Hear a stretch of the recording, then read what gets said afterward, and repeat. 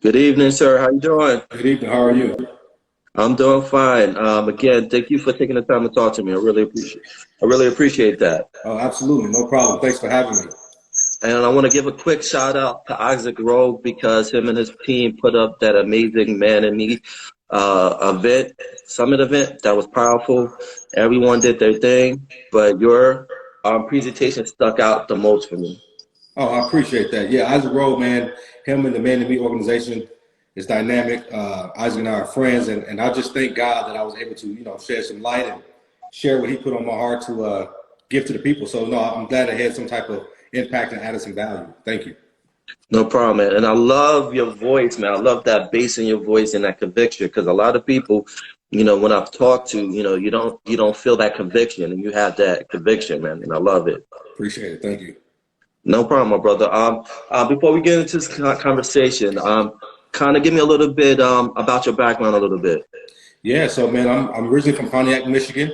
Um, Moved to Texas when I was I want to say in 2000, and met my girlfriend. We had our first kid at 16 years old. My parents actually went back to Michigan when I was a junior in high school, and I stayed in Texas on my own to raise my daughter. No family whatsoever. Right. Graduated high school 2004. Went to Texas Lutheran University, got my bachelor's degree in science, and I worked in the social work field for the better half of about 15 years. Studied all type of psychology, working with kids in the juvenile justice system, foster care system. I actually traveled the U.S. talking to parents about the rights, responsibilities, and realities of being a teen parent because I was a teen parent. Met with the Attorney General.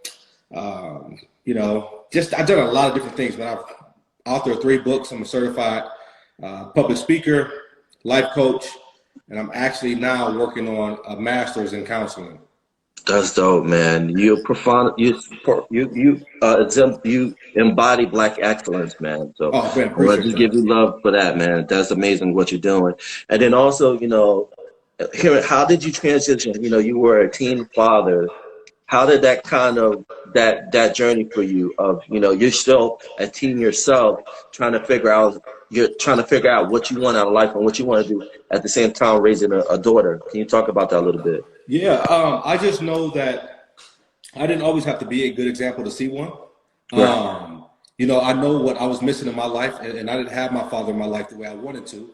And I decided at the age of 16 that I'm going to be here for my daughter and raise her. Now, one thing I did know for sure is that I wasn't going to run.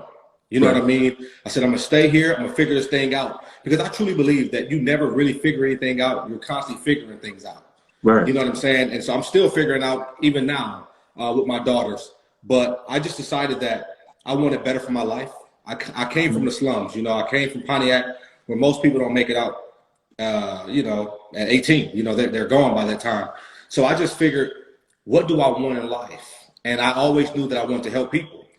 And that's when I pursued social work. And I just stuck with that field because for me to help transform lives and help people find their purpose and walk in their truth, that brings me more joy than anything that I've ever done in my life. And so with that, I say, you know what? I'm going to take this, not make excuses. I'm going to be a father through the good, bad, and ugly, and I'll work on it as I'm going through the process. And I just created this lane for myself, and I just stayed in it. And then, that word empowerment. I love that word empowerment. What does empowerment mean to you? Because I know that describes yourself as a motivation speaker, but what does that word mean to you? Empowerment to me means just having the tools to be self-sufficient. Don't have to be motivated. I feel like motivation only lasts for a little bit of time. Once that wears off, you're back to square one. But I feel like if I empower you, if I give you the tools, if I give you the wisdom, and I equip you with the knowledge that you need to become your best self, then you're empowered. You don't have to rely on people. You don't have to rely on the government. You have everything internally to do what you want to do to be your best self. I totally agree with that. I think and then the key thing too is that to me, when I think about empowerment is constantly growing. You're Absolutely. never stagnant. You're not content in one thing. So you're always evolving. Absolutely. Yep. I love that. Yep. Absolutely. Couldn't agree more. All right. The reason I wanted to chat with you because again, you had this great conversation about trauma, and I think that's one thing that haunts the Black community as well as Black men, especially in their childhood, of how as a child you see things, you don't know how to cope with it, you don't know how to understand it, and it kind of is a part of you as an adult. Mm-hmm. So let's go into that a little bit. Can you talk about the three types of trauma: acute, complex, and chronic? Can you talk about those a little bit? Yeah, so acute trauma is basically it's just one incident, something that's isolated that happens to you one time, and whatever happens to you is so severe that it puts you in a paralysis state where you're afraid to even relive those things or even attempt those things because you had a negative experience associated with it. Right. For example, like I said, either being attacked viciously by a dog when you're little, or being in a very extreme car accident that could have almost took your life. And I know people to this day who've gotten in an accident when they were in their teens. They're in their 40s right now, and they still won't get behind the wheel of a car because they never properly dealt with that traumatic experience. Right. They found ways to work around it as opposed to facing it head on and dealing with it. So that's acute trauma. And then you have your complex trauma. It's a variation of things that's happening. I would say things like, abuse. You know what I mean? You witness domestic violence often. I'm somebody that witnessed that my whole childhood upbringing. And you never know the impact that it has on you until you get older. And then you start to embody some of these things, and you walk around afraid when you hear loud noises because it reminds you of when you were little. Things like that. And then you got your chronic, where it's ongoing.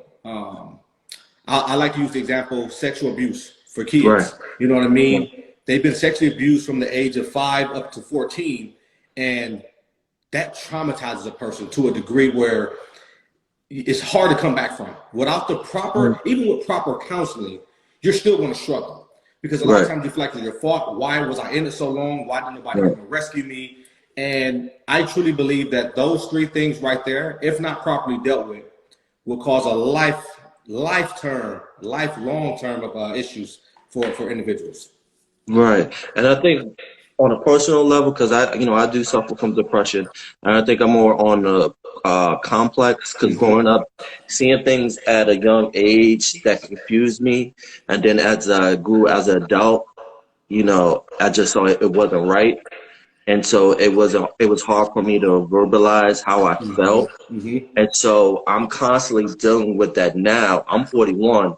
And I'm still constantly dealing with that, because the one thing I found amazing from your chat Saturday was how your adult side has to talk to your child side. Yeah. And I'm constantly doing that.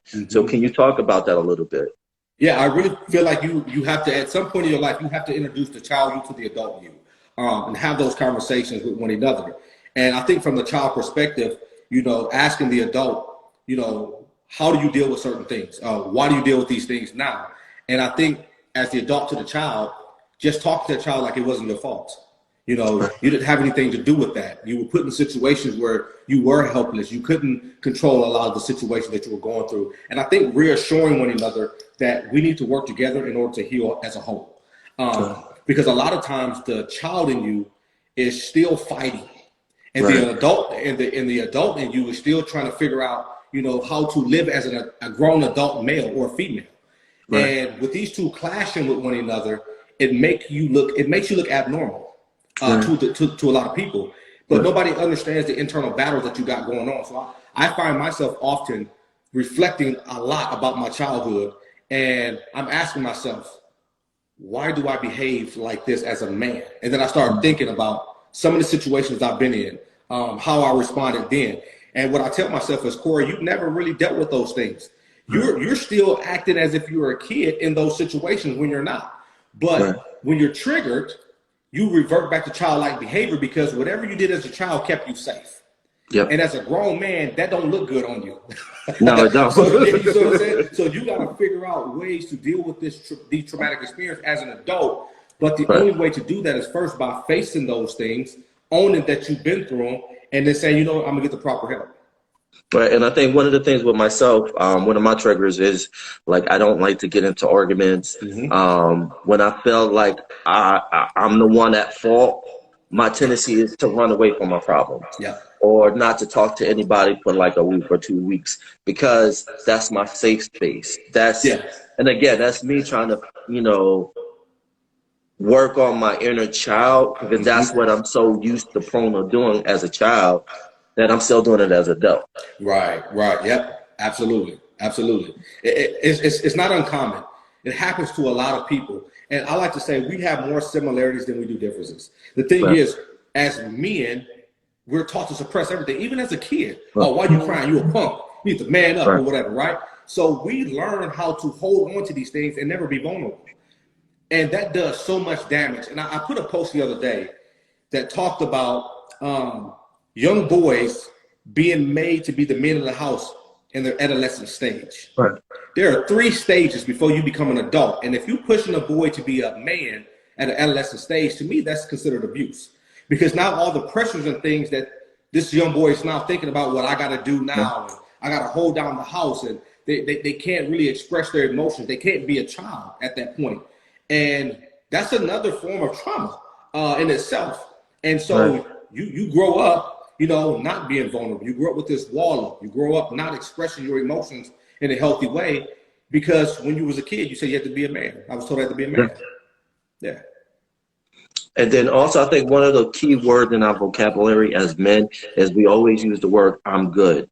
So how do we get that out of our vocabulary? Because you say it, I say it sometimes when somebody say, "What's wrong, Is I'm good." Yeah. You're not good, Yeah. but it's just a mechanism to deflect how you're feeling. So how do we? Again, that goes to coping skills. How do we utilize coping skills so we don't use that word "I'm good"? Yeah, I think the first thing you got to do is you got to learn to be honest with yourself, and you got to talk to the right people. Not everybody should not have access to your vulnerability. You know what I mean? Like you got to get a real close knit circle to start even saying, "I'm not okay," because a lot of times we tell people we're fine, and it's crazy because I put a post a while back when somebody said, "How are you doing?" It said, "I'm fine," but in the word "fine," it had depression, crying, all these different things that spelled out the word "fine." That people Right. don't see within that word itself. And so I actually started practicing that, let people know I'm not okay. And I really adopt the mindset, it's okay not to be okay all the time. And so I tell people now, if I'm feeling something, or I feel depressed or I feel triggered, I say, guys, I'm not in a good headspace right now. I'm not doing well right now. I did it today. I was working on some things and I did it today. And I'm usually not one to be vulnerable with people because I don't trust people due to the things that I've been through in life. Right. So I still have this guard up. But I said, let me practice doing this because it's going to help me go far in life. So I just told somebody today, I said, man, listen, I'm not in a good headspace. I'm stressed out. Anxiety is kicking in. And I need to talk to you about what I'm dealing with because if not, I'm going to explode. Right. And they were like, man, you don't do stuff like that. Thank you for reaching out early before you blew up. Thank you for sharing how you really felt. I said, man, I had to because I'm learning how to deal with the things that I've been through in my life, and I'm learning how to express these things in a healthy way because there was a time I would flip over desks, I would cuss, I would go off, and I'm like, I don't want to be that person. I'm a grown man. You know what I'm saying? And so I think just really practicing saying that you're not okay, it's going to do you wonders. It's going to lift a lot of pressure off your shoulders for sure. And what I've learned is through coping skills is repetition. Yep. Constantly do the same things to remind yourself, it's going to be right. There's going to be days where you're going to have, your bad days. Yeah. But if you stick to that regimen, you'll be fine. Absolutely. And those are the one things I've learned over time. But one thing too about trauma, what are the effects of trauma? What are the things that trauma can lead to? Oh man, trauma can lead to excess drinking, drug injection, depression. It can lead to you're 15 times more likely to commit suicide. That's a huge one right there. It can lead to interference on your job because you're not in a headspace to do what regular people do that don't suffer from depression, don't have mental illnesses, don't suffer from traumatic events. It also leads to PTSD, post-traumatic stress disorder. And these are all things that are outside of your control. And people revert to these things because they want to suppress the pain. They don't want to face their reality head on. And so they do everything they can to numb the pain temporarily, even though they know once this dies down, I'm back at square one. Right. And so if we don't teach people proper healing skills and coping mechanisms, we're going to lose a lot of people. No, I totally agree with that. And then the also aspect of it is faith, because I look at like prayer and faith as Pepto-Bismol. Yeah, like when you have a problem, yeah, Pepto-Bismol. I like but that. You also say, yes, that can be a component, but also get help. Help means see a therapist, you know. So can you talk about that a little bit? Yes, I'm a big advocate for prayer and faith, right? I believe that prayer and faith goes a long way. One of the things that I struggle with, and since this is brought up, where the church tell people, you know, all you need is Jesus Christ. That's what they say. And he's going to take care of everything. And it's like, okay, I've been praying, and I've been using faith. At what point do I have permission to go see a therapist? Because I truly believe you can love God and see your therapist at the same time. You can work with both of them to come to a healing place in your life. And I think so many people, especially people of color, because we're so big on faith, we discount everything that's not God. And so we can't get help outside of God. And I want people to understand you can. You know what I mean? It doesn't mean that you don't have faith in God. It doesn't mean that your faith is decreasing in God. What that means is God put resources here for us to use. Yes, he's the source, but he also put resources here that we can go to and get help when we need it. Because sometimes sitting, praying, talking to God, you may not hear what you need to hear right then, but you can go to that in-person counselor or therapist and they can tell you the tools you need right then and there. Because to be honest, man, people don't have 20 and 30 years to wait for an answer or a prayer. No. You know, they need immediate results, because if you're 15 times more likely to commit suicide, you don't have time for God to give you an answer right then. Right. You know, so I truly believe in going to see a therapist, using prayer and faith to get you through whatever you need to do to cope, whatever you need to do to get through your traumatic experiences and become whole. You do that. Right. Yeah, and I feel like too is that, you know, coming up is like my 2-year anniversary of me almost committing suicide. So it goes back to you put in the work. And I think that's important. And then also I think it's the historical lineage when it comes to Black people and religion and faith is that, you know, we've been through so much through the history. The only way we cope with things is through faith. Yeah. That's the only avenue. So I think there's a historical factor to it too. Absolutely. I believe that a lot of things have been passed down historically, right? And we just practice what our ancestors practiced. Prayer, faith. Were there therapists back then? We don't know. The Bible didn't talk about therapists, right? The only one we know about is the physician, right?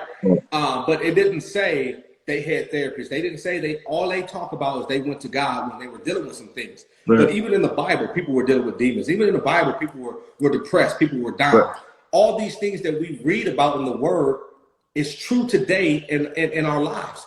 People are really dealing with things. They're dealing with, and that's another thing too. I hate to call these things demons.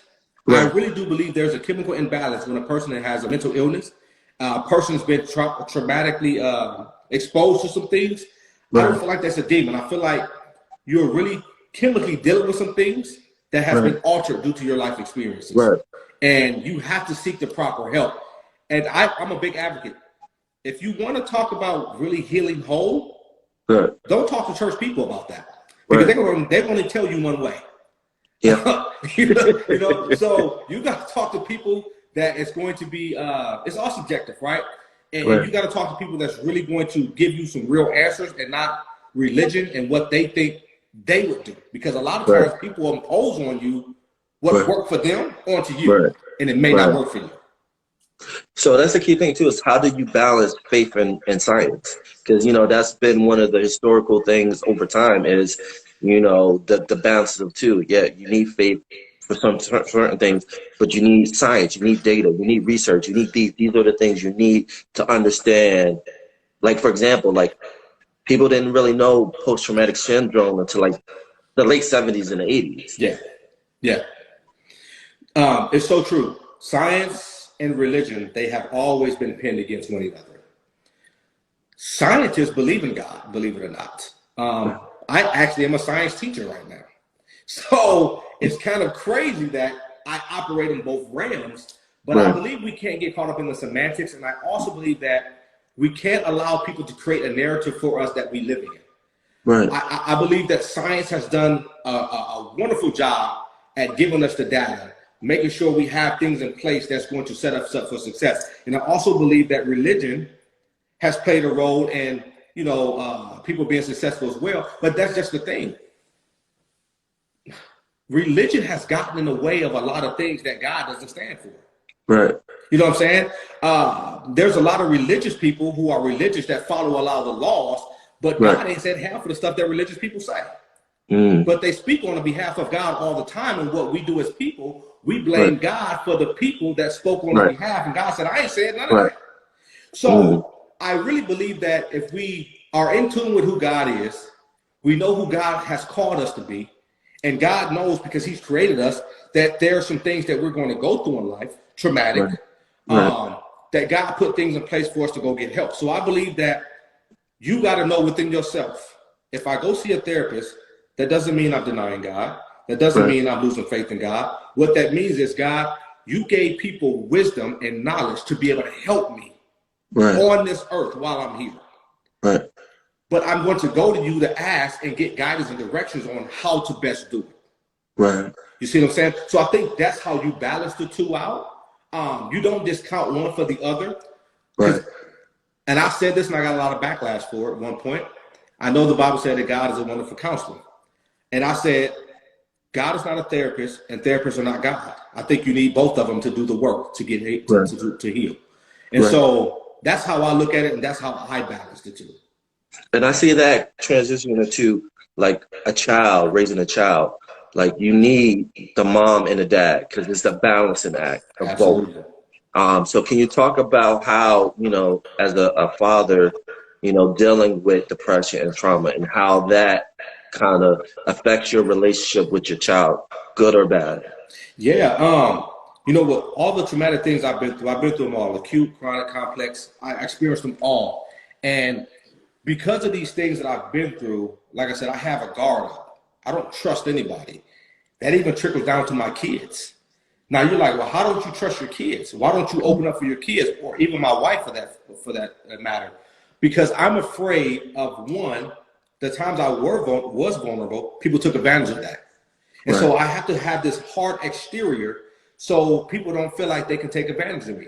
So even with my children, I'm very hard when it comes to them. I don't show a lot of emotions.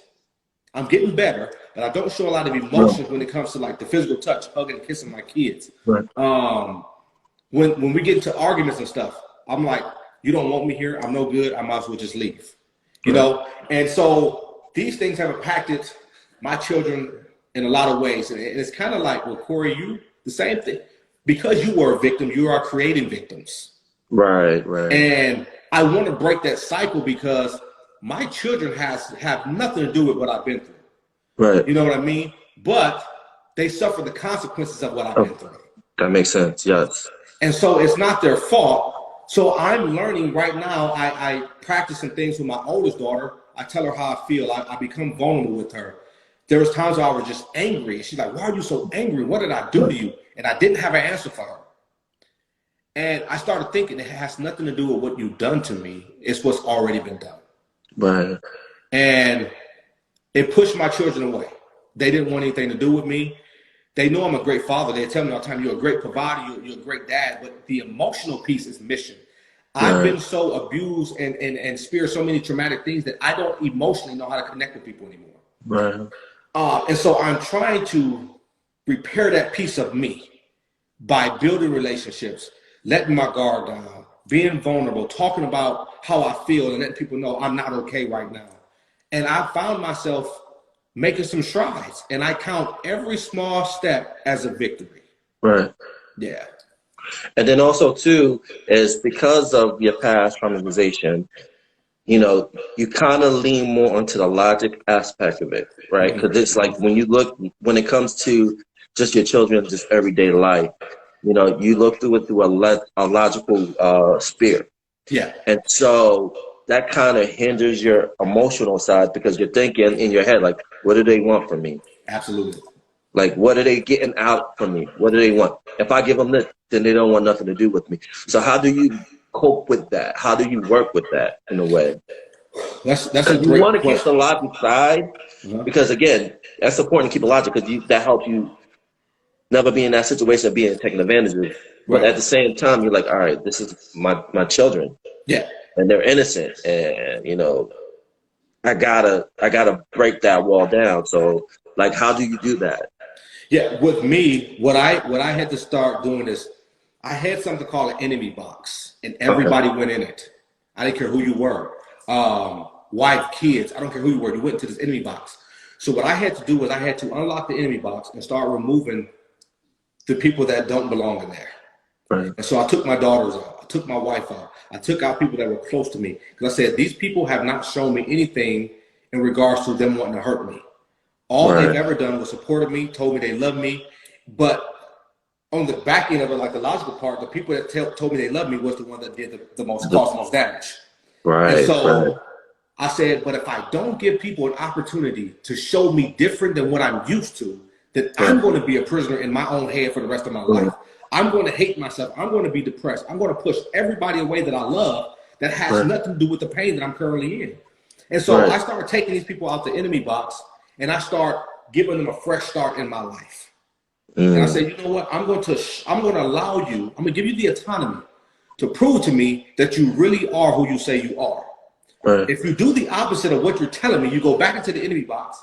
And I would Right. tell people in a heartbeat, once you go there, you're dead to me. You don't exist. Wow. And my kids, when I told them that, they were like, oh my God, I can't believe that we are those, you see us like that. And I said, it's nothing personal. Right. it's trauma. You know what I mean? Right. And so I began to take them out, and our relationship has really, really took off. My oldest and my youngest daughter, they love me. We connect more. We emotionally connected. And I feel overall better as a father, as a human being. And I feel like I'm actually beating this trauma. I'm actually beginning to overcome it because I don't allow it to lie to me anymore.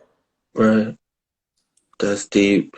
And last question, what advice do you have to that child that's going through what you went through?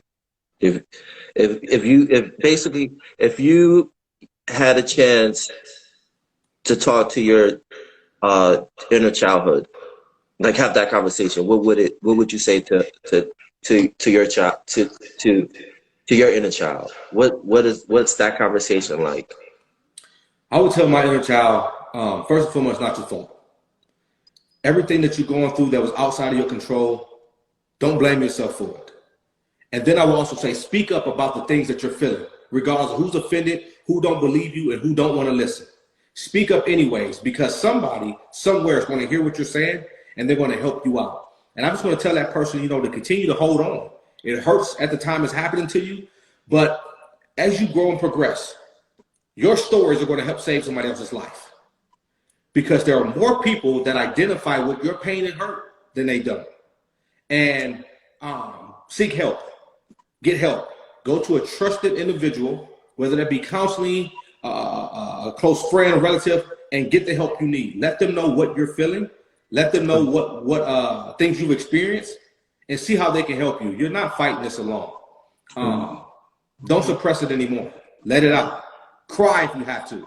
And it's okay not to be okay. That's deep, man. Again, I want to thank you for taking the time to talk to me. Before we end this, where can people find you? The website, Instagram, Facebook? Yeah, most definitely. You can go to my website at www.coreydjones.com. My Instagram handle is at I am Corey D. Jones. Facebook is Corey Jones. You can find me on LinkedIn at Corey Jones. And if you want to connect with me on my personal app, you can text SPEAK, that's SPEAK, to 54244. You can get in touch with me there. Always around, always willing to help, and be a part of anything that you got going on. All right, cool, man. I appreciate you taking the time. I know you work, and I know you're trying to deprogram yourself so you can watch the game or something like that. It's all good. I appreciate you for having me, most definitely. It's been an honor, and I thank you for having me on the show. All right. Thank you, brother. Have a good All day, right. man. You too. Bye-bye. All right.